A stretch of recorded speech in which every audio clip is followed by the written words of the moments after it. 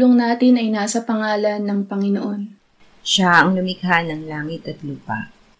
Ating ipahayag ang ating mga kasalanan sa Diyos. Ang ating Diyos ay Diyos na mahabagin at mapagpatawad.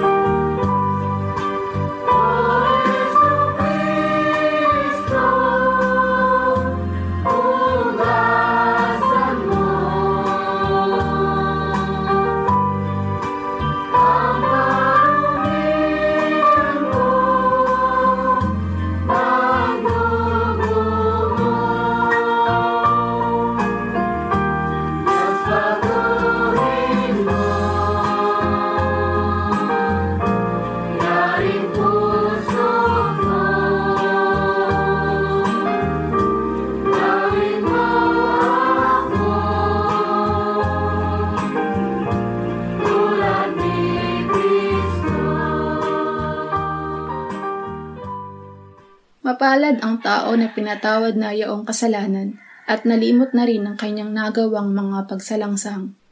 Mapalad ang taong sa harap ng Panginoon ay di na pinararatangan ng kasalanan, dahilan sa siya ay hindi nanlilinlang.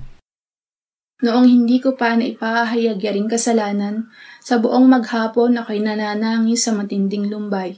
Sa araw at gabi, bigat ng kamay mo ang nararamdaman. Ano pa't wala nang nalalabi akong lakas sa katawan. Hamog ang kaparis, dagling na tayo sa sikat ng araw. Ako ay lumapit sa iyong harapan at salay inamin. Ang aking nagawang mga pagsalansang di ko inilihim. Pinagpasyahan ko ang lahat ng ito sa iyo'y idaing at aking natamo ang iyong patawad sa sala kong angkin. Mga minamahal, sinasabi sa unang Juan, Kabanata 1, Talata 9, kung ipinapahayag natin ang ating mga kasalanan, maaasahan nating ipatatawad sa atin ng Diyos ang mga ito at lilinisin tayo sa lahat ng ating kasamaan sapagkat siya ay tapat at matuwid. Salamat sa iyo, O Diyos. Pinatunayan mo ang iyong pag-ibig sa amin nang si Kristo ay mamatay para sa amin noong kami mga makasalanan pa. Ngayon ay buksan mo ang aming mga labi at kami ay magpupuri sa iyo.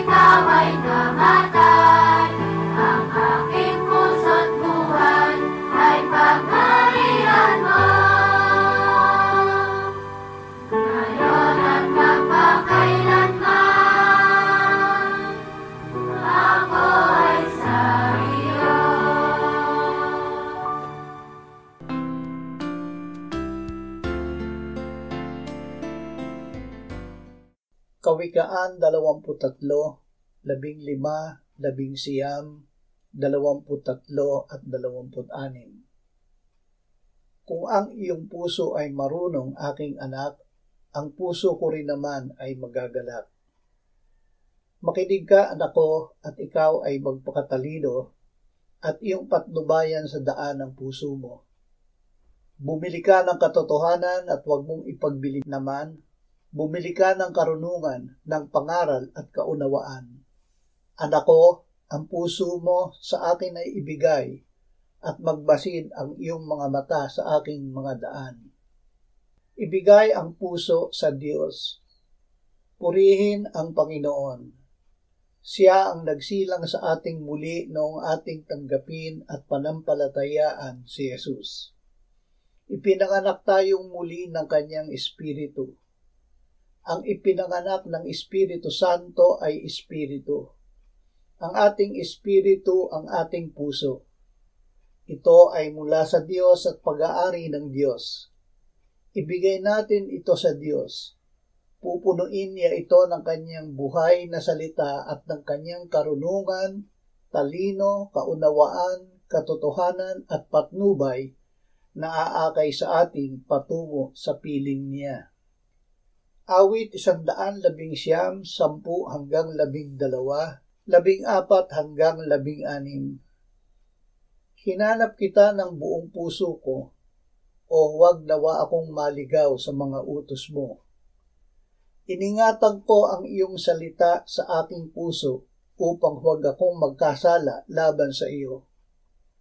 Purihin ka, o Panginoon, ituro mo sa akin ang iyong mga tuntunin.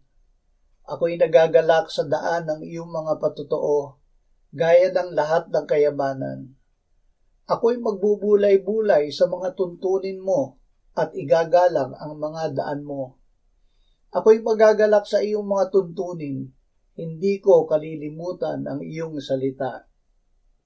Ingatan ang salita sa puso. Pasalamatan natin ang Diyos. Ibinigay niya sa atin ang Kanyang salita upang ingatan sa ating puso. Ang Kanyang salita ay makapangyarihang gumagawa upang tayo ay hindi magkasala.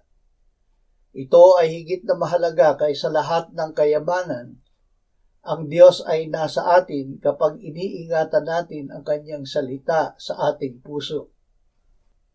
Unang Juan 2, 24, 25 at 27. Manatili sa inyo ang inyong narinig buhat ng pasimula. Kung nananatili sa inyo ang narinig ninyo buhat ng pasimula, kayo naman ay mananatili sa anak at sa ama. At ito ang pangako na Kanyang ipinangako sa atin, ang buhay na walang hanggan. Tungkol sa inyo, ang pagpapahid na inyong tinanggap ay nananatili sa inyo, kaya't hindi na ninyo kailangan pang kayo'y turuan ng sinuman. Ngunit kayo'y tinuturuan ng Kanyang pagpapahid tungkol sa lahat ng mga bagay, at ito'y totoo at hindi kasinungalingan. Kung paanong kayo'y tinuruan niya, ay gayon kayo manatili sa Kanya. Manatili sa Diyos. Pasalamatan natin ang Diyos. Ibinigay niya sa atin ang Kanyang buhay na salita, kaya tayo ay sumampalataya at nagkaroon ng buhay na walang hanggan. Dahil dito tayo ay nagkaroon ng pakikisama sa Ama at sa Anak na si Jesucristo. Panatilihin natin ang salita ng Diyos sa ating puso at tayo ay mananatili sa Diyos. Magiging lubos ang ating kagalakan dahil ang ating kagalakan ay sa Diyos. Juan 14, 21, 23 hanggang 26. Siyang mayroon ng aking mga utos at tinutupad ang mga iyon ay siyang nagmamahal sa akin, at ang nagmamahal sa akin ay mamahalin ng aking Ama, at siya'y mamahalin ko at ihahayag ko ang aking sarili sa kanya. Kung ang isang tao ay nagmamahal sa akin, ay kanyang tutuparin ang aking salita, at siya'y mamahalin ng aking Ama, at kami lalapit sa kanya, at kami gagawa ng tahanan kasama siya. Ang salitang inyong narinig ay hindi akin, kundi sa Amang nagsugo sa akin. Papadahanin ang Diyos. Luwalhatiin natin ang Diyos. Ibinigay niya sa atin si Jesus at ibinigay sa atin ni Jesus ang kanyang salita. Ang salita ni Jesus ay salita ng Ama. Ang kanyang salita na tinanggap natin sa ating puso ay tuparin natin. Ang pagtupad natin ng kanyang salita ang pagmamahal kay Jesus. Ang nagmamahal kay Jesus ay mamahalin ng Ama at tatahanan niya at ng kanyang anak. Ibubuhos ng Espiritu Santo ang pag-ibig ng Diyos sa ating puso. Ituturo niya sa atin ang lahat ng mga bagay at ipapaalala sa atin ang lahat ng sinabi ni Jesus. Ibigay ang buong pagkatao. Ibigay natin sa Diyos ang ating buong pagkatao, ang ating espiritu, kaluluwa at katawan. Ito ay lubos niyang pababanalin at iingatang buo at walang kapintasan. Sabihin natin sa Diyos, ibinibigay namin sa iyo ang aming puso. Punuin mo ito ng iyong salita. Iingatan at pagbubulay-bulayan namin ang iyong salita sa buong araw. Ipinangako mo na ito ay gagawin mong pagpapala sa amin. O Espiritu Santo, gawin mong buhay at makapangyarihan ang salita ng Diyos na inilagak mo sa aming puso. Amen.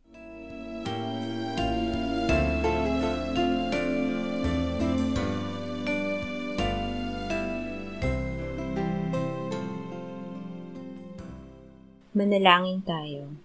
Panginoong Jesus, sinabi mo, malibang kainin ninyo ang laman ng anak ng tao at inumin ang kanyang dugo, kayo ay walang buhay sa inyo. Ang sino mang kumakain ng aking laman at umiinom ng aking dugo ay may buhay na walang hanggan, at akin siyang muling bubuhayin sa huling araw. Sapagkat ang aking laman ay tunay na pagkain, at ang aking dugo ay tunay na inumin. Siya na kumakain ng aking laman at umiinom ng aking dugo ay nananahan sa akin at ako sa kanya. Kung paanong buhay ang Ama na nagsugo sa akin at ako ay nabubuhay sa pamamagitan ng Ama, gayon din siya na kumakain sa akin. Siya man ay mabubuhay sa pamamagitan ko. Panginoong Jesus, aming tagapagligtas, tinatanggap ka namin sa oras na ito bilang aming tinapay ng buhay. Tinatanggap namin ang iyong katawan na ipinako sa krus, namatay, inilibing, pinuhay na muli at iniakyat ng Ama sa kanyang kanan sa langit bilang aming tunay na pagkain. Tinatanggap namin ang iyong dugo na nabuhos sa ikapagpapatawad ng aming kasalanan bilang aming tunay na inumin. Manahan at mabuhay ka sa amin upang kami ay namuhay sa pamamagitan mo kung paanong ikaw ay namuhay sa pamamagitan ng Ama. Salamat, Ama, sapagkat dahil kay Kristo, kami ngayon ay nakapamumuhay kasama mo kaisa ng Espiritu Santo. Sa iyo ang lahat ng kalwalhatian, ngayon at magpakailanman. Amen.